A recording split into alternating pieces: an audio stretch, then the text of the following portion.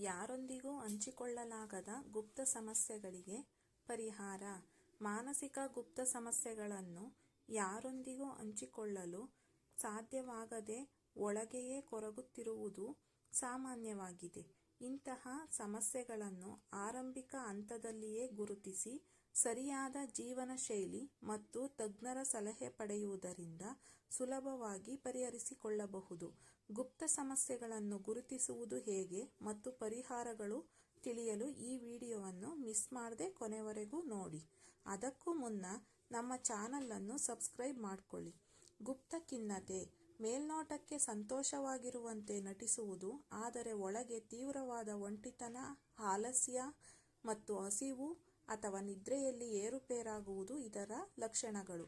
ದೀರ್ಘಕಾಲದ ಆತಂಕ, ನಿರಂತರವಾದ ಅನುಮಾನ, ಚಿಂತೆ ಮತ್ತು ಯಾವುದೇ ನಿರ್ಧಾರ ತೆಗೆದುಕೊಳ್ಳಲು ಭಯವಾಗುವುದು.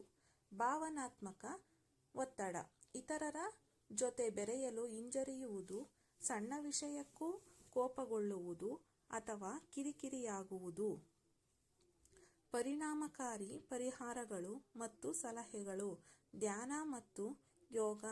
ಪ್ರತಿನಿತ್ಯ ಕನಿಷ್ಠ 20 ರಿಂದ 30 ನಿಮಿಷಗಳ ಕಾಲ ಧ್ಯಾನ ಅಥವಾ ಪ್ರಾಣಾಯಾಮ ಮಾಡುವುದರಿಂದ ಮನಸ್ಸಿನ ಆತಂಕ ಕಡಿಮೆಯಾಗುತ್ತದೆ.